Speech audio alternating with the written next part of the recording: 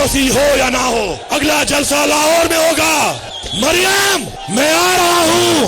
अगर मीनारे पाकिस्तान में इजाजत होगी तो ठीक है, वरना हमारे पठानों का असूल है, हम ढोल भी लेके आते हैं, बारात भी लेके आते हैं। काम कुछ करना नहीं है और गाली निकालनी है। जब मुंह खुले उसमें से गलाजत के ढेर आप कहना शुरू कर दें और आपका टोटल फोकस ये हो कि किसकी तजलील किस तरह करनी है, किसी को जो गाली किस तरह देनी है, किसी की इज्जत किस तरह उछालनी है। पंजाब के अंदर एक कानून है, कानून की अमल दरामद है, कानून की पासदारी है। पंजाब की सरहद में आगे अगर कानून तोड़ोगे तो मुंह तोड़ जवाब मिलेगा। बिस्मिल्लाहिर्रहमानिर्रहीम। लाखों करोड़ों दरूद नबी अकरम सल्लल्लाहु अलैहि वसल्लम पर और उनकी आल पर। दो सीएम्स आपस में लड़ पड़े हैं और ऐसा महसूस होता है कि अलीमीन गंडापुर साहब अब पंजाब में कदम रखेंगे तो इनकी गिरफ्तारी हो जाएगी, और अगर ये गिरफ्तारी हो जाती है तो फिर एक नई लड़ाई शुरू हो जाएगी। इस लड़ाई का अल्टीमेटली क्या नतीजा निकलेगा, ये एक बहुत बड़ा सवाल है जो आज के शो में हम डिस्कस करेंगे। और इसके साथ साथ जो आईनी तरामीमी पैकेज है गवर्नमेंट अब उसे लेके आ रही है अक्टूबर के पहले हफ्ते में, और अगर वो तरामीम पास हो जाती हैं तो फिर जो अदलिया के साथ लड़ाई है वो गवर्नमेंट को कहां ले जाएगी, ये भी एक सवाल है जो आज के शो में डिस्कस होगा। और आज की सबसे बड़ी खुशखबरी, IMF ने पाकिस्तान का पैकेज मंजूर कर लिया है। अब पाकिस्तान को बाहर से डॉलर्स आने शुरू हो जाएंगे, उससे जो पाकिस्तान की इकॉनमी है क्या वो तगड़ी होगी या फिर इकॉनमी जो है वो वहीं पे खड़ी रहेगी जहां पे आज मौजूद है। बहुत सारे सवाल है जो हम आज के शो में डिस्कस करेंगे। हमारे प्रोग्राम का जो पहला हिस्सा है उसमें एहसन इकबाल साहब हमारे साथ तशरीफ रखते हैं, वफाकी वजीर हैं मनसूबाबंदी के, और प्रोग्राम के अगले हिस्से में फवाद चौधरी साहब हमारे साथ होंगे। एहसन साहब आपका शुक्रिया। एक तो ये 7 अरब डॉलर की जो ज़ाहिर है हमें मिल गई, लेकिन वो कहा यह जा रहा है कि बार बार अगर हम कर्ज की मैप पीते रहेंगे तो अल्टीमेटली पाकिस्तान कहां स्टैंड करेगा फिर। बिल्कुल ठीक है आपका चौधरी साहब ये सवाल। आपको याद होगा कि हमने 2013-18 में कामयाबी के साथ एक IMF का प्रोग्राम ख़त्म कर लिया था, और ये उम्मीद थी कि इसके बाद हमें दोबारा IMF के पास नहीं जाना पड़ेगा। लेकिन जो दुर्गत इमरान खान साहब की हुकूमत में मईशत की बनी, इन्होंने 2018 के बाद आके हर वो पॉलिसी जिसको हमने चलाया था और जो कामयाबी से चल रही थी, चाहे वो CPEC था, चाहे वो इक्तसादी इस्लाहात थी, हर चीज़ को रिवर्स किया, यू टर्न लिया और इकॉनमी क्रैश कर दी। और फिर ये IMF के पास जाने पे मजबूर हुए, और फिर जब IMF से मुआहदा किया वो बगैर सोचे समझे कर दिया और ख़ुद उसकी शराइत पूरी करने से भाग गए। फिर जब हमने अदम एतमाद के बाद हुकूमत संभाली तो मुल्क की मईशत को डिफ़ॉल्ट से बचाने के लिए हमें इनके तयशुदा मुआहदे पे अमल करना पड़ा, और वो इतना डैमेज था कि मुल्क को अब दोबारा सहारा देने के लिए फिर एक और IMF, उसी वक्त अंदाजा था कि एक और IMF प्रोग्राम में जाना पड़ेगा। तो ये एक ब्रीदर है, और मैं समझता हूँ कि ये IMF का और इससे पहले जो इंटरनेशनल रेटिंग एजेंसीज हैं उनका हुकूमत के जो सिमत है और जो वज़ीर आज़म फैसले कर रहे हैं उन पर एतमाद का इज़हार है। हमारी इकॉनमी बेहतर हो इससे जो सबसे बड़ी बात यह है कि इस वक्त IMF जो है वो इंटरनेशनल फाइनेंशियल जो सर्कल्स हैं उसमें एक सनद की दर्जा रखती है। जब IMF के साथ आप प्रोग्राम में हो तो आपको एक हेल्थ सर्टिफिकेट मिल जाता है कि आप एक प्रोग्राम के जरिए बहाली की तरफ जा रहे हैं। तो पाकिस्तान पर इंटरनेशनल इन्वेस्टर्स का एतमाद बहाल होगा, पाकिस्तान में सरमायाकारी के इम्कानात बेहतर होंगे। कई दोस्त ममालिक जो थोड़े से अभी रुके हुए थे कि IMF का प्रोग्राम देख लें, अब वो भी एतमाद के साथ आगे आएंगे। हमारे ज़र मुबादला के ज़खायर बिल्ड करने पे हमें मदद मिलेगी। ज़र मुबादला के ज़खायर ठीक होंगे हमारे, उससे रुपया ज़्यादा मुस्तहकम होगा और उससे फिर इन्फ्लेशन भी काबू में रहेगी। तो इसके बहुत इंशाल्लाह फ़ायदे होंगे। लेकिन ये प्रोग्राम कोई बेल आउट नहीं है, ये एक ब्रीदर है और रिफॉर्म्स हैं जो हमने करनी है। और अलबत्ता अगले 3 सालों में अगर हम मुस्तकिल उस रिफॉर्म्स एजेंडे पे चलेंगे तो इम्कान है कि हम फिर अगला IMF के प्रोग्राम लेने के मोहताज नहीं होंगे। लेकिन अगर हमने मुल्क में बेयकीनी रखी, मुल्क में अफरा तफरी रखी, मुल्क में इंतशार किया, और वो फिर IMF के मुमकिन फ़ायदे आपको नहीं मिलेंगे, क्योंकि सरमायाकार फिर IMF की प्रोग्राम ना होने की वजह से नहीं रुकेगा, वो मुल्क की बेयकीनी की वजह से हाथ खींच लेगा। लेकिन सिर्फ देखिए, यकीनी पैदा करने के लिए या स्टेबिलिटी पैदा करने के लिए पाकिस्तान के अंदर आपको बहुत बड़े काम करने पड़ेंगे। लेकिन जब आप एक आईनी तरमीम लेके आएंगे, अदलिया उसके ऊपर खड़ी हो जाएगी, इमरान खान साहब जो रोजाना जेल के अंदर से बयानात देंगे, जलसे हो रहे होंगे पाकिस्तान के अंदर, तो फिर ये बेयकीनी तो रहेगी, फिर स्टेबिलिटी कैसे आएगी? मैं आपको बताऊं कि इस वक्त पाकिस्तान जो है एक बहुत गैर मामूली सूरत हाल से निकल रहा है।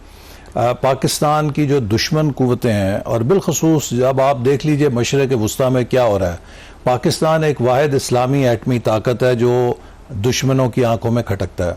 एक एटमी ताकत को आप जंग से ख़त्म नहीं कर सकते, जो कि उसके हाथ में एक वेपन है। उसको ख़त्म करने का वही तरीका होता है जो सोवियत यूनियन का था, कि उसको इंटरनली इम्प्लोड करें, मुआशी तौर पे कमज़ोर करें, खोखला करें, उसको समाजी और सियासी तौर पे खोखला करें। पाकिस्तान के ख़िलाफ़ भी इस वक्त पाकिस्तान के दुश्मनों ने एक जंग में हमें झोंका हुआ है, जिसका मकसद ये है कि हम इंटरनली एक सॉफ्ट टारगेट बन जाएं और पाकिस्तान में सियासी अदम इस्तेकाम हो, मईशत आगे ना चले। और सबसे इम्पॉर्टेंट चीज़ ये है कि चौधरी साहब, जिस तरह एक इंसानी मुआशरा है उसकी ताकत का इन्हिसार होता है उसमें रिश्तों की हुर्मत पे, माँ बाप, बहन भाई, खाला मामू चचा, सब रिश्तों की हुर्मत वो एक ऑर्डर देती है फैमिली के इदारे। अगर ये हुर्मत ख़त्म हो जाए तो फिर मुआशरा जंगल बन जाता है। इसी तरह रियासत जो है वो अपने इदारों की हुर्मत पे कायम होती है। जब आप इदारों को बेतौकीर कर देते हैं तो रियासत भी एक इंतशार का शिकार हो जाती है। आप देखिए पिछले कितने अरसे से जो PTI है उसने एक मुनज़्ज़म साजिश शुरू कर रखी है। अमेरिका में अगर कांग्रेस से करारदाद पास कराई जाती है तो जो वहाँ की जूइश लॉबी है और इंडियन लॉबी है उसके साथ हाथ मिलाकर पाकिस्तान के खिलाफ करारदाद पास की जाती है। फिर आपने देखा कि इजराइल के अखबारात में खुलम खुला लिखा जाने लगा कि अगर हमने मुस्लिम दुनिया में सनद कबूलियत लेनी है तो हमें पाकिस्तान की हमायत चाहिए, और अगर पाकिस्तान को हमने अपनी तरफ लाना है तो हमें इमरान खान चाहिए। तो ये वो सारी बातें हैं जो एक अंधे को भी नजर आ रही हैं कि इस वक्त मुल्क एक आप कह लीजिए कि गैर एलानिया जंग के अंदर है। हमारा फर्ज है कि हम इंटरनली स्टेबिलिटी रखें, इस्तेकाम रखें। लेकिन अब अदलिया के जो फैसले हैं, अब आपको मैं कहना चाहता हूं। अच्छा, वैसे देखें, अगर फौज एक आईनी इदारा है, पाकिस्तान का इदारा है और उसकी हुर्मत है, उसकी इज्जत है, उसे बरकरार रखना चाहिए, तो अदलिया भी एक इदारा है, उसकी भी हुर्मत होनी चाहिए, उसको भी हमने गार्ड करना, उसको भी सिक्योर करना। देखिए ना, हम अदलिया की हुर्मत को तस्लीम भी करते हैं, मानते भी हैं, बल्कि अगर अदलिया मोहतरम ना हो तो इनारकी होगी। लेकिन अब अदलिया का भी तो फर्ज है ना कि अपने एहतराम को मलूज़ खातिर रखे। मैं आपसे दो सवाल करता हूँ। देखिए, पहला सवाल यह है कि क्या हमारे ऊपर जब इमरान खान साहब ने अपनी फस्ताई हथकंडे आजमा रहे थे, मैं खुद उसका निशाना था, मैं भी जेल में रहा एक झूठे मुकदमे में, हमारी पूरी क़यादत रही, हमारे तो मुकदमों की पेशियां महीना महीना 2-2 महीने आगे लगा करती थी। या इमरान खान साहब और इनके साथियों के तो रोजाना की बुनियादों पर समात होती है। अब अगर जो पैमाना जिस पर हम तुलते थे वो दुरुस्त था तो फिर इमरान खान साहब के साथ तो इमरान खान साहब के साथ मिली हुई है। नहीं, मेरा एक सवाल है ना कि क्या एक सवाल है कि मिली हुई है? मैं आपको ये पूछ रहा हूं कि अगर तो वो इंसाफ का पैमाना जिस पे हम तुलते थे वो दुरुस्त था तो इमरान खान साहब पे भी वो नजर आना चाहिए। यहां तो ये होता है कि जी जो मुकदमे हैं उनमें भी जमानत, और अगर कोई मुकदमा अभी नहीं भी है, होगा मुस्तकबिल में, उसमें भी जमानत। इस किस्म का जाली मुकदमे बनेंगे तो ऐसा नहीं, तो हमारे खिलाफ असली मुकदमे बने थे, हम भी जाली मुकदमों का अपने सामना किया था। ठीक है ना, लेकिन 200 मुकदमे नहीं। फिर मैं आपको बताऊं, फिर सुप्रीम कोर्ट ने जो इमरान खान साहब ने गैर आईनी तौर पे पंजाब के 50,000 बल्दियाती नुमाइंदे घर भेज दिए। 1 साल वो टकरे मारते रहे, कोई केस नहीं सुनता था, हाईकोर्ट ने केस नहीं सुना। बिल आखिर काजी फायज ईसा साहब ने किसी एक केस में नोटिस लिया, वहां से चीफ जस्टिस के पास पहुंचा, बहाल हो गए।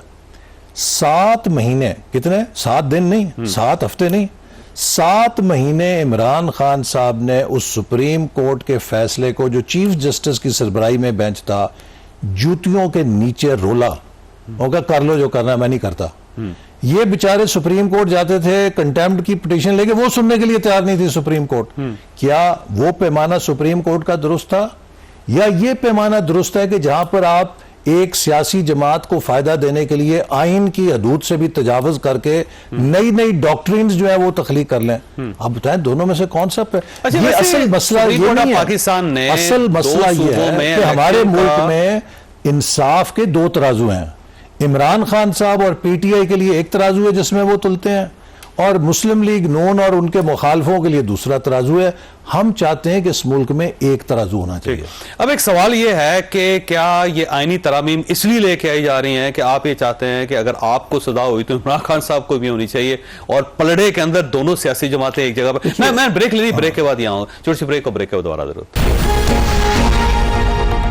प्रोग्राम में दोबारा खुश आमदीद। एहसन साहब, ये फरमाइएगा कि आप इसलिए आईनी तरमीम लेके आ रहे हैं कि आप ये समझते हैं कि जो हमारे साथ हुआ है खान के साथ भी वही होना चाहिए? नहीं, हमारे आईनी तरमीम का मकसद यह है कि पाकिस्तान में अदलिया के जरिए डिसऑर्डर ना हो। देखिए, अब इतनी बड़ी तारीख है और ये अदलिया को भी देखना चाहिए, हर किसी को देखना चाहिए। सियासतदानों का फर्ज है अपने किरदार को देखें, एस्टैब्लिशमेंट अपने को देखे, अदलिया खुद को देखे। पाकिस्तान में आज तक जितने सियासी बहरान पैदा हुए हैं वो सब अदलिया के हाथों पैदा हुए हैं। हर मार्शल्ला को इन्होंने सनद कबूलियत दिया, ठीक है जी। कि वो जज हजरात जिन्होंने मार्शल्ला के हलफ नहीं उठाए, क्या उनको किसी ने कत्ल कर दिया? वो भी तो इसी मुल्क के शहरी थे, बल्कि बहुत इज्जत कमाई उन्होंने। लेकिन आपने पीसीओस पे हल्फ उठा के, वो जस्टिस इरशाद हसन खान साहब माशाल्लाह इतने शानदार वो इंसाफ का पैमाना दे के गए हैं कि मुशर्रफ साहब ने जवाज मांगा, उन्होंने कहा जी जवाज भी देते हैं, आपको 3 साल आइन के साथ ऐसी तैसी करने की इजाजत भी देते हैं। अब मुझे बताइए कि सुप्रीम कोर्ट का फैसला। लेकिन सर, एक पीसीओ के जज थे, उनकी बहाली के लिए आपने बाकायदा कैंपेन चलाई थी, आपने तहरीक चलाई। नहीं, अब सुन लीजिए, फिर इसी तरह जुल्फकार अली भुट्टो साहब को फांसी लगी, आज आके सुप्रीम कोर्ट कहती है हमसे ज्यादती हो गई, ठीक है। नवाज शरीफ साहब को नाअहल करार दिया गया, आज दुनिया का हर बंदा कहता है कि वो गलत मुकदमे में नाअहल करार दिया गया। अगर आप मुस्लिम लीग नून को सेनेट के इलेक्शनों में आज़ाद हैसियत पे खड़ा करके सनद कबूलियत दें कि जी वहां पर मुस्लिम लीग नून को इंतखाबी निशान ना मिलना बिल्कुल ऐन और कानून के और आइन के मुताबिक था, आज आप कहें जी कि पीटीआई को निशान ना मिलना, इसके बावजूद कि उसने इलेक्शन नहीं कराए, कवायद व ज़वाबित की खिलाफ वर्जी की, ये ऐन गैर इंसाफ है। आप मुझे बताइए किस बात को सच्चा माने? अगर आज आप पीटीआई का ये हक मानते हैं कि उनको चाहे वो कानून माने ना माने उनको निशान मिलना चाहिए था, तो सबसे पहले सुप्रीम कोर्ट माफी मांगे नवाज शरीफ से और मुस्लिम लीग नून से कि जो सेनेट के इलेक्शन में आपसे हमने इंतखाबी निशान छीना था, हमसे गलती होगी, हम रुजू करते हैं। लेकिन सर, माफी आपको भी मांगनी चाहिए 19वीं तरमीम करने पे, माफी आपको मांगनी चाहिए इफ्तिखार मोहम्मद चौधरी साहब की तहरीक चलाने की, उनकी बहाली की, और माफी आपको मांगनी चाहिए कि अदलिया को जो इस मैच पे आप लेके आए हैं और इनको इतना स्ट्रांग किया आपने कि आज आप खुद विक्टिम हैं। नहीं, देखिए, अदलिया को हमने तो नेक नियति के साथ अदलिया बहाली की तहरीक चलाई ना। हमारा तो ये ख्याल था कि अदलिया, और हम अब भी यकीन रखते हैं कि अगर अदालतें इस मुल्क में आज़ाद हों, कानून की हुक्मरानी के लिए वो अपना आइनी किरदार अदा करें, इससे ज़्यादा कोई बड़ी कुव्वत नहीं है मुआशरे के अंदर एक इंसाफ की। लेकिन जो तरामीम कर रहे हैं उससे तो गुलाम बन जाएगी अदलिया। नहीं, कतन गुलाम नहीं बनेगी। मिसाल के तौर पे अगर कॉन्स्टिट्यूशन कोर्ट की बात है तो इसका ये मतलब नहीं है कि सुप्रीम कोर्ट को किसी तरह अंडरमाइन करना। ये वो चीज़ है कि इन सब बातों से बहुत पहले 2006 में मोहतरमा बेनज़ीर भुट्टो साहब और नवाज शरीफ साहब ने इस पर इत्तफाक किया था चार्टर ऑफ डेमोक्रेसी के। उसके अंदर और भी दुनिया में जिनको आप आज भी टच नहीं कर लेंगे। दुनिया में 70 से ज्यादा मुल्क हैं जहाँ पे कॉन्स्टिट्यूशन कोर्ट्स हैं, क्या वहाँ पे गैर आइनी निज़ाम है? और आप देख लीजिए कि अगर एक कोई आइनी पिटीशन होती है, हफ्तों हफ्तों सारा कोर्ट जो है उसकी समाअत करता है और वो मुकदमे पाइलअप होते चले जाते हैं। तो बेहतर नहीं है कि जो रूटीन का काम है वो एक तरफ रहे और जो आइनी पिटीशंस हैं उनके लिए कोर्ट हो जो उसकी निगरानी करे कि कोई काम आइन के खिलाफ ना हो। तो इसमें कोई ऐसी चीज नहीं है कि जो दुनिया में अनहोनी हो रही है। गवर्नमेंट ये कर सकती है, गवर्नमेंट किसी कानून को बदल सकती है, आइन के अंदर तरमीम कर सकती है, हुकूमत के पास ये इख्तियार होता है। लेकिन आपको कौमी असम्बली और सेनेट दोनों पे अददी बरतरी होनी चाहिए। आपके पास वहां पे एमएनएस नहीं है, सेनेटर्स नहीं है, तो कैसे पास करवाएंगे? देखिए, अगर हमारे पास अददी अक्सरियत या तादाद नहीं है तो पास नहीं होगा। लेकिन अगर मतलूबा तादाद होगी, कैसे होगी? वैसे सवाल है। देखिए ना, यही मैं आपसे कह रहा हूं ना, तो पीटीआई के वोट जब तक नहीं मिलेंगे, अगर हमारे पास मतलूबा नंबर ना हुआ तो आईनी तरमीम नहीं होगी। ठीक है। और अगर मतलूबा आएंगे कहां से सर? ये सवाल ही है। नहीं, यही है ना। अगर आप देख लेंगे, अगर पीटीआई वोट देगी आपको? नहीं, ये तो उस वक्त देखा जाएगा कि नंबर है या नहीं है। लेकिन अगर नहीं है तो नहीं होगी, अगर है तो हो जाएगी। लेकिन असल बात यह है कि कानून साजी करना ये पार्लियामेंट का हक है। सुप्रीम कोर्ट या अदालत आइन की तशरीह कर सकती है, ना वो आइन को बदल सकती है, ना वो आइन में कोई नई तौजीह कर सकती है, और ना ही वो आइन को तोड़ मोड़ सकती है। ये काम पार्लियामेंट का है कि वो कानून साजी करे। सुप्रीम कोर्ट का काम सिर्फ इतना है, या अदालत का काम इतना है कि वो कानून और आइन की रोशनी में इंटरप्रिटेशन दे अपनी।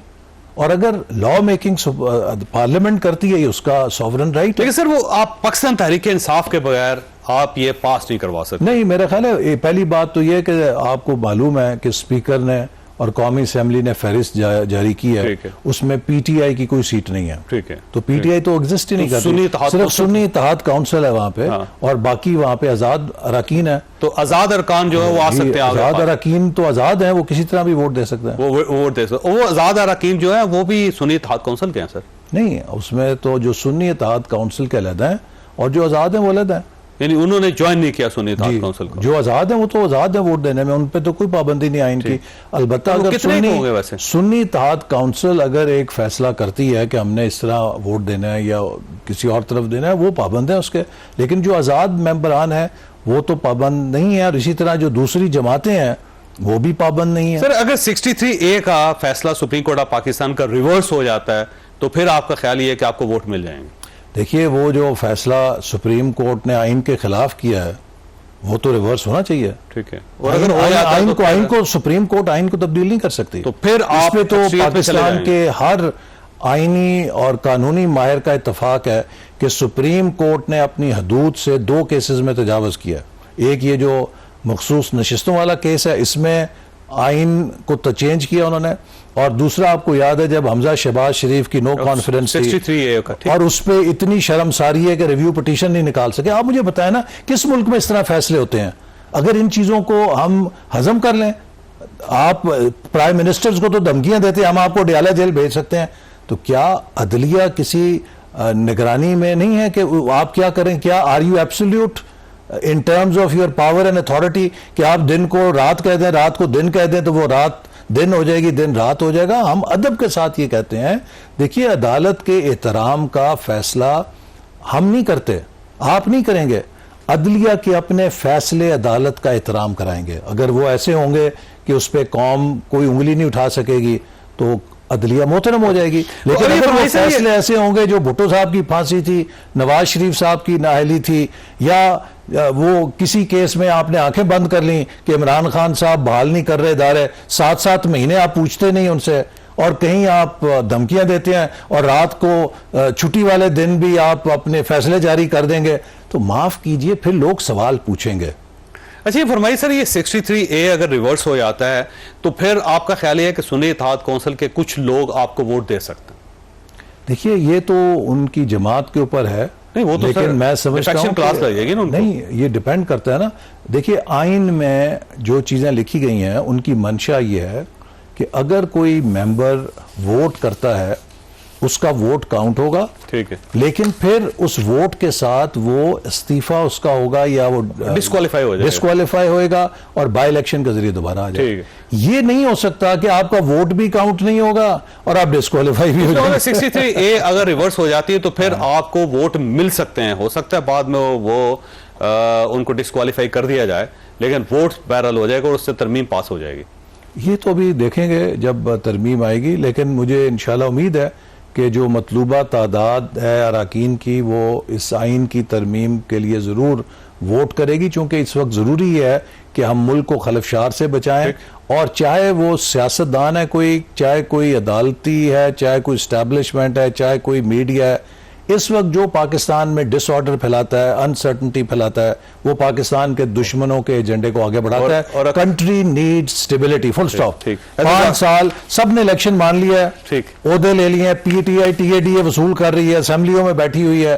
भाई आप बाहर ये धरने और ये इनका क्या मकसद है? फिर आप किसी के इशारों पे चल रहे हैं कि मुल्क में इस्तेकाम ना हो, मुल्क रिकवरी ना करे। ठीक है, ऐसा साहब आपका बहुत बहुत शुक्रिया। खासा यहाँ पे छोटी सी ब्रेक लेंगे और ब्रेक के बाद फवाद चौधरी साहब हमारे साथ होंगे। प्रोग्राम में दोबारा खुशामदीद। हमारे साथ तशरीफ रखते हैं फवाद चौधरी साहब, साबिक वफाकी वजीर हैं और बड़े मंजे हुए सियासतदान हैं, तो हालात इनके सामने हैं, आपके भी सामने हैं। चौधरी साहब बहुत शुक्रिया। ये फरमाइए सर, अली अमीन गंडापुर साहब की जुबान की वजह से अब मरियम नवाज साहबा वो भी मैदान में कूद पड़ी और ऐसा लगता है दोनों चीफ मिनिस्टर्स आपस में लड़ रहे हैं और अब अली अमीन गंडापुर साहब की गिरफ्तारी का जो मरहला है वो भी तैयार हो गया, तो इससे क्या फायदा होगा और कैसे चलेगी आगे? कोई नहीं, लेकिन बात यह है कि तलखियां हैं हर जगह ही और रोज तलखियां बढ़ाई जा रहे हैं हम बातों से। कोई बंदा, प्रॉब्लम तो यह है ना कि बड़ी तस्वीर तो कोई देख ही नहीं रहा। यहाँ पे तो हम day to day fire fighting में लगे हुए हैं कि आज का दिन गुजर जाए फिर कल देख लेंगे। तो सारे इकदाम जो हैं हुकूमत के, एस्टैब्लिशमेंट के, हमारे सियासी अकाबरीन के, लीडर्स के, वो सिर्फ यही है कि आज 10 दिन तक कड़ी है ना, ये भी उसी की एक कड़ी है। अभी आप देखें ना कि पाकिस्तान का बड़ा प्रॉब्लम क्या है। पाकिस्तान का बड़ा प्रॉब्लम तो ये है कि जो 4 आई वुड से कि जो फोर्सेस हैं जो फेडरेशन को कायम रखने के लिए बड़ी इंपॉर्टेंट हैं, उनमें पाकिस्तान की फौज है और 3 सियासी जमातें हैं, तहरीक इंसाफ है, पीपल्स पार्टी और नून लीग है। अब जब ये तीनों जो हैं वो मुख्तलिफ, ये चारों जो हैं वो मुख्तलिफ वजूहात की बिना पे कमज़ोर होती हैं, तो देखें कौन ताकत पकड़ता है, अल्ट्रा नेशनलिस्ट या सेसेशनिस्ट बलूचिस्तान में, केपी में, और पंजाब में एक्सट्रीमिस्ट। अब सबसे बड़ा प्रॉब्लम पंजाब में अगर आप देखें वो ये है कि इस वक्त तो नून लीग का टिकट ही कोई नहीं लेगा। मतलब अगले 6 महीने में इलेक्शन हो, अटक से लेके लाहौर तक नून लीग का टिकट लेने वाला कोई नहीं है। ठीक है, तो ये कौन इसको फिर? लेकिन देखिए, आप दूसरी सियासी जमातों को भी सियासी जमात कह रहे हैं, लेकिन पाकिस्तान तहरीक इंसाफ तो उनको मान ही नहीं रही, ना नून लीग को मान रही है, ना पाकिस्तान पीपल्स पार्टी को मान रही है। वो ये कहती है सिर्फ 2 ही फोर्सेज हैं, एक अफवाज पाकिस्तान है, दूसरा पाकिस्तान तहरीक इंसाफ है। जब ये जिद होगी तो फिर मामला कैसे आगे बढ़ेंगे? ये तो एक पॉलिटिकल रेटरिक है ना। ये तो वो कहते हैं जी ये दहशत गर्द हैं और फलाने और ये हैं और वो हैं, और ये कहते हैं आप है ही नहीं, आप तो हमें एस्टेब्लिशमेंट की बी टीम है, आपकी अपनी तो औकात ही कोई नहीं है। ये तो एक पॉलिटिकल रेटरिक है। अगर आपको याद हो कि इन्हीं जमातों से पीटीआई बातचीत कर रही थी इलेक्शनों से पहले, जब शाह महमूद कुरैशी साहब लीड कर रहे थे, मैं अली जफर, वो खान साहब भी की हदायत के ऊपर हम बातचीत कर रहे थे ना। जब वक्त आएगा तो बातचीत होगी, बट अभी प्रॉब्लम ये आ रहा है कि जो आई वुड से कि इगोइस्टिक जो डिसीजन मेकिंग है वो ज्यादा है और लॉजिकल डिसीजन मेकिंग जो है वो कम है, जिसकी वजह से पाकिस्तान के अंदर स्टेबिलिटी नजर नहीं आ रही। और जो भी आप कर रहे हैं, जिम्मेदार कौन है ज्यादा इसका? जिम्मेदार तो वही होता है जिसके पास ताकत होती है। नॉर्मलाइज तो उसी ने करना होता है ना। ठीक है, जेल में बैठे लोगों ने क्या करना होता है। असल में इशू ये है ना कि इस वक्त जो सिचुएशन है वो ये है कि आपकी फॉर एग्जांपल आप अमेंडमेंट, अभी सारे पीछे पड़ गए हैं कि जिन्हें अमेंडमेंट हो जाएगा तो पता नहीं क्या हो जाएगा। Again a very wrong advice to establishment. अब आप ये अमेंडमेंट ले आएंगे तो इसके बाद आपकी एक मुस्तकिल लड़ाई शुरू हो जाएगी वकीलों से और जजेस से। और आप जिस तरह से परवेज मुशर्रफ साहब पीसीओ ले आए थे, इफ्तिखार चौधरी को निकाल दिया था, लेकिन एक मुस्तकिल लड़ाई में पड़ गए थे, आप भी एक मुस्तकिल लड़ाई में पड़ जाएंगे। और परवेज मुशर्रफ साहब जो थे वो फ्रेंकली इतने अनपॉपुलर नहीं थे। इस वक्त तो अनपॉपुलरिटी इंतहा पे है, तो आप कैसे उसको डील करेंगे ये देखते हैं फिर आगे। अच्छा, वैसे अब ये फरमाइएगा, क्या पाकिस्तान तहरीक इंसाफ और एस्टेब्लिशमेंट के दरमियान मुज़ाकरात के बगैर ये मामला सेटल हो सकते हैं? देखिए ना, 2 ही तरीके हैं ना चौधरी साहब। एक तो तरीका यह है कि बांग्लादेश की तरह एक तूफान उठे और वो हर चीज़ को अपनी लपेट में ले ले, वो जाएं ताला तोड़े अडयाला जेल से इमरान खान को लाके वज़ीर आज़म की कुर्सी पे बिठा दें, या जो भी कहें जी हम इलेक्शन करवा रहे हैं, रेवोल्यूशन।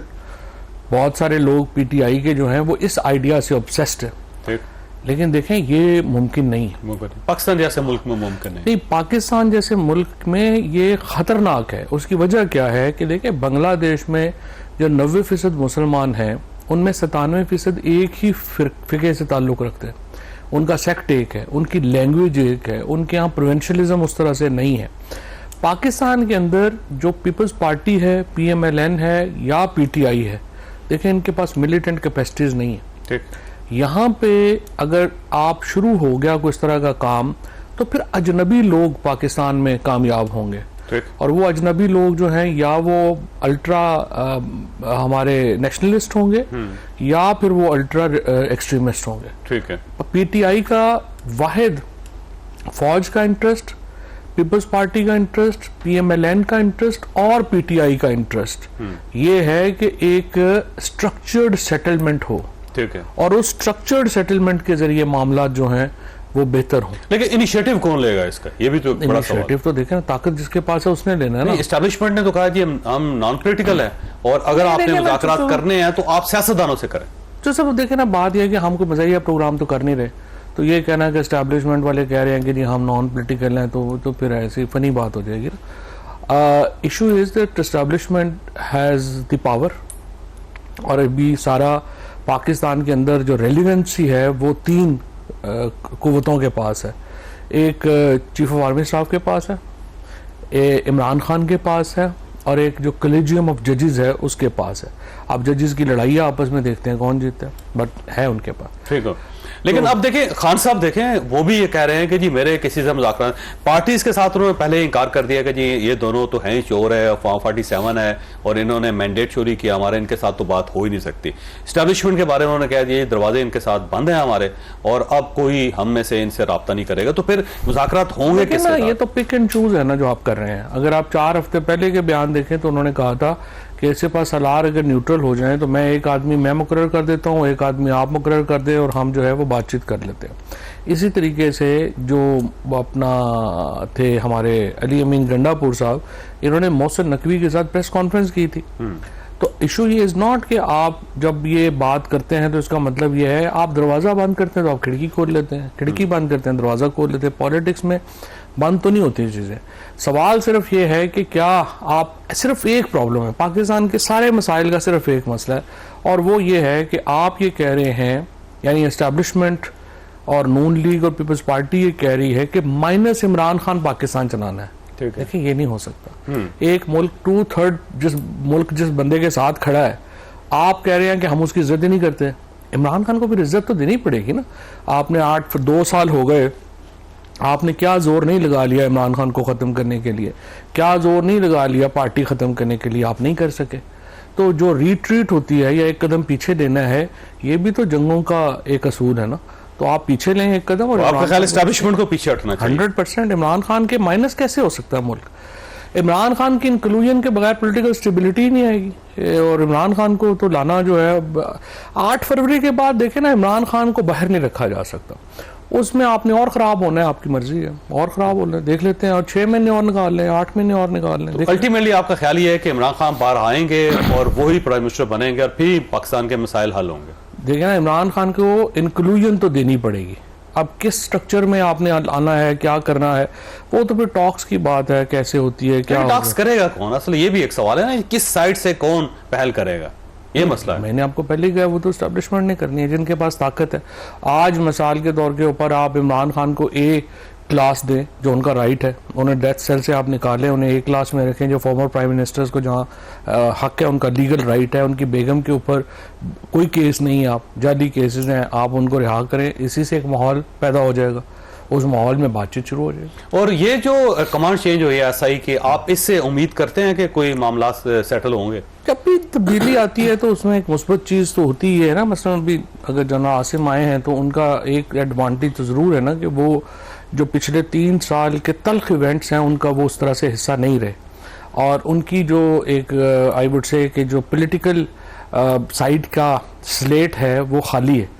अब उस पर वो क्या लिखते हैं, अपनी लेगेसी वो कैसे देखना चाहते हैं, ये तो उन्होंने देखना है। और जाहिर है आर्मी चीफ का जो एक चीज़ होती है, इन ओहदों पे असल एडवांटेज आपको क्या होता है, आपको एक्सेस होता है, आप टॉप डिसीजन मेकिंग में शामिल होते हैं, आपकी एडवाइस जो है वो सुनी जाएगी।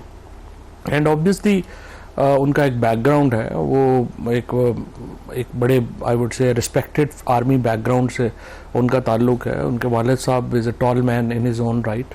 तो लेट्स होप कि वहाँ तब्दीली होनी चाहिए। पहले जो पॉलिसी चल रही है 2 साल में वो तो कामयाब नहीं हुई। ठीक है, अच्छा मैंने ब्रेक लेनी है, लेकिन चौधरी साहब आपके पास एक सवाल छोड़ के जा रहा हूं कि पाकिस्तान तहरीक-ए-इंसाफ बार बार जलसे कर रही है। अब दोबारा 28 तारीख को रावलपिंडी में जलसा किया जा रहा है, फिर उसके बाद 5 अक्टूबर को दोबारा लाहौर के अंदर जलसे किए जाएंगे। तो पाकिस्तान तहरीक-ए-इंसाफ के जलसे कामयाब क्यों नहीं हो रहे? छोटी सी ब्रेक हो, ब्रेक के बाद दोबारा जरूरत है। प्रोग्राम में दोबारा खुश आमदीद। चौधरी साहब ये फरमाइएगा कि पार्टी जलसे करने की बहुत कोशिश कर रही है और अली अमीन गंडापुर साहब बढ़के भी बहुत मारते हैं। पेशावर के अंदर बैठ के जब उनकी गुफ्तगू होती है ऐसा लगता है कि जैसे वो एक मुल्क से गुजर के दूसरे मुल्क में घुस जाएंगे। लेकिन जब प्रैक्टिकली देखा जाता है तो या पार्टी का स्ट्रक्चर टूट चुका है, कोई या एडमिनिस्ट्रेटर नहीं है पार्टी के, या कोई और ऐसा कोई मसला है जिसकी वजह से कामयाब नहीं हो रहे जलसे। ये स्ट्रक्चर तो ज़ाहिर नहीं है, उसमें तो कोई शुबा नहीं है कि जो लोग अभी बाहर हैं वो तो पार्टी तो वो नहीं चला सकते ना। इसीलिए तो देखें ना 14 महीनों से इमरान खान जेल में है। 8 फरवरी के इतने बड़े मैंडेट के बाद भी पीटीआई कोई चैलेंज नहीं गवर्नमेंट को दे सकी। गवर्नमेंट ने खुद ही अपने लिए चैलेंजेस क्रिएट किए हैं। कभी जाके उन्होंने कहा कि चलो टक्कर मार दें, हम जुडिशरी को टक्कर मार दें, कभी कुछ कर लें। इकॉनमी नहीं सेटल हुई, चीज़ें जो हैं वो उनसे सेटल नहीं हुई। वो तो गवर्नमेंट के अपने फेलियर हैं, बट पीटीआई की लीडरशिप तो कोई बड़ा चैलेंज जो है वो गवर्नमेंट को अभी तक नहीं दे सकी। ठीक, ना ही वो अलायंस बना सके कि जिसके ऊपर वो कोई बड़ी चीज़ कर सकते हैं, ना ही वो ये कर सके। तो ये तो फैक्ट्स हैं जो आप कह रहे हैं। लेकिन इसके बावजूद इमरान खान को और पीटीआई को जो अवामी मकबूलियत है उसके ऊपर तो कोई दो सवाल राय नहीं है। और इसकी जो होता यह है कि जिस किस्म की एक्टिविटी एक्चुअली इमरान खान चाहते हैं उसके लिए तंजीम चाहिए, ठीक, और तंजीम अभी है नहीं। ठीक है। और हमने भी बड़ी गलती तो असल में देखे ना हमने की जब हमने लोकल गवर्नमेंट इलेक्शन नहीं करवाए। लोकल गवर्नमेंट इलेक्शन हमने उस वक्त करवा दिए होते पंजाब में और केपी में इफेक्टिव, तो आपकी पार्टी नीचे तक बन चुकी होती। ठीक। अब ये मसाइल जो हैं वो हैं। अब तो इफेक्टिवली इमरान खान ने क्या किया है कि उन्होंने पीटीआई की हद तक पार्लियामेंट्री फॉर्म ऑफ गवर्नमेंट को प्रेसिडेंशियल फॉर्म में कन्वर्ट कर दिया। ठीक है। तो वो उनको ये है कि जिसको वो नॉमिनेट करेंगे वो आगे जो है मेंबर बन जाएगा। लेकिन जो बंदा मेंबर बनेगा उसकी अपनी वो कोई वो सलाहियत नहीं है, क्लाउट नहीं है कि वो जिस किस्म की एक्टिविटी आप चाह रहे हैं वो कर सके, क्योंकि उसकी तो एक चाहिए ना फिर एक ग्रास रूट के ऊपर। आप ये समझ रहे हैं कि गौहर खान साहब के या उमर अयूब साहब के बस की बात नहीं है, और गंडापुर साहब की भी देखे ना जो है अपने बैरिस्टर गौहर हो गए, शिबली फराज हो गए, रऊफ हसन हो गए, इन्होंने तो ज़िंदगी में कभी कोई काउंसलर का इलेक्शन भी नहीं लड़ा। उमर अयूब एक पॉलिटिकल आदमी थे, अली अमीन गंडापुर जो है वो पॉलिटिकल आदमी है, हसद कैसर जो है वो पॉलिटिकल आदमी है। लेकिन इस वक्त आई वुड से कि उनका एक्सेस खान साहब तक तो इन 3-4 लोगों का है।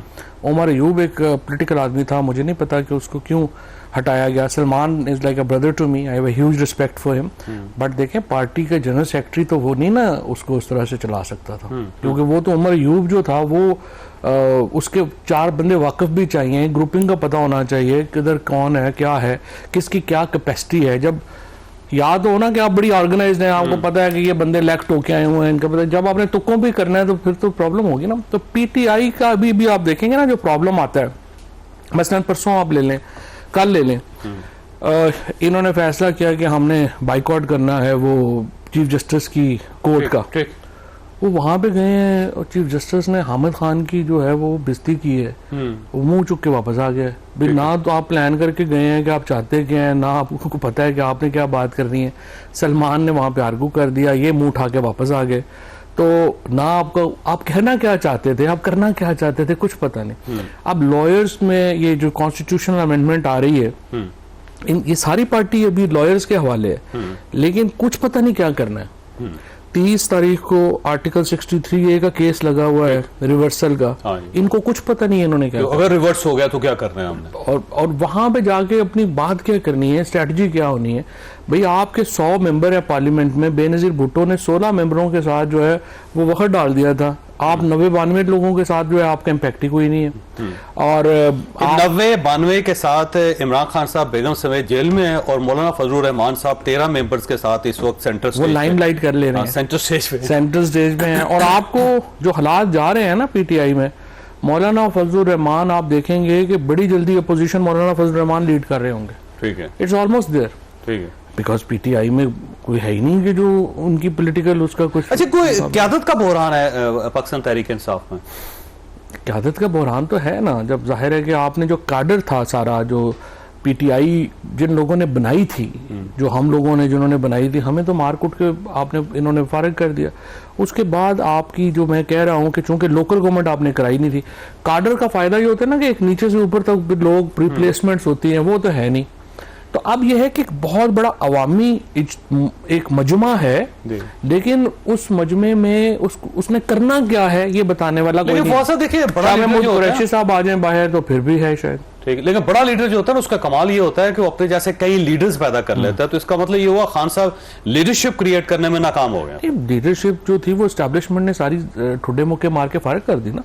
आप देखें, हम पॉलिटिशियन है, मैं ये तो नहीं कर सकते यासद उमर या जो बाकी हम लोग सारे थे, इमरान वगैरह, ये जो सारे या केपी में सारे बलोचिस्तान में, हम लोग बंदूकें उठा के जो है वो पहाड़ों पर तो नहीं चढ़ सकते।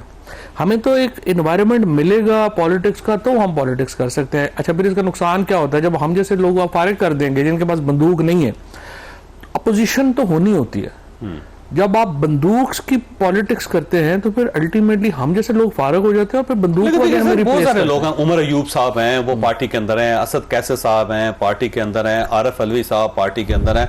ये भी पॉलिटिशियन है, इन्होंने भी कोई बंदूक नहीं उठाई हुई, लेकिन पार्टी के अंदर है। आप लोगों की अपनी चॉइस थी ना, आप छोड़ के चले गए। नहीं, इन लोगों को इजाजत मिली थी पार्टी के अंदर रहने की। किससे? केपी में लोगों को इजाजत मिली। मिसाल के तौर के ऊपर आप पंजाब देखें ना, पंजाब पूरी असेंबली में 13 एमपीए वापस आ सके हैं, बाकियों को तो उन्होंने हमारे तो नॉमिनेशन पेपर ही रिजेक्ट हो गए। शाह महमूद कुरैशी साहब के, परवेज इलाही के, मेरे, हम सब लोगों के यहाँ तो सिर्फ वो लोग आए हैं जो एफिडेविट जिन्होंने दे दिया 2-4 ने। किसको एफिडेविट? जो एस्टेब्लिशमेंट को, कि हम आपके अच्छे बच्चे बन के रहेंगे। तो ये एस्टेब्लिशमेंट के लोग हैं आपका? बेशुमार लोग एस्टेब्लिशमेंट। उमर अयूब साहब हैं, असद कैसर तो साहब हैं, केपी से है ना, मैं साहब पंजाब की बात करूं। आरिफ अलवी साहब तो इलेक्शन ही लड़े ना, प्रेसिडेंट ऑफ पाकिस्तान थे वो। ठीक है। और वो अपना रोल जो है उनका तो बड़ा इंपॉर्टेंट रोल है, वो अदा कर भी रहे हैं।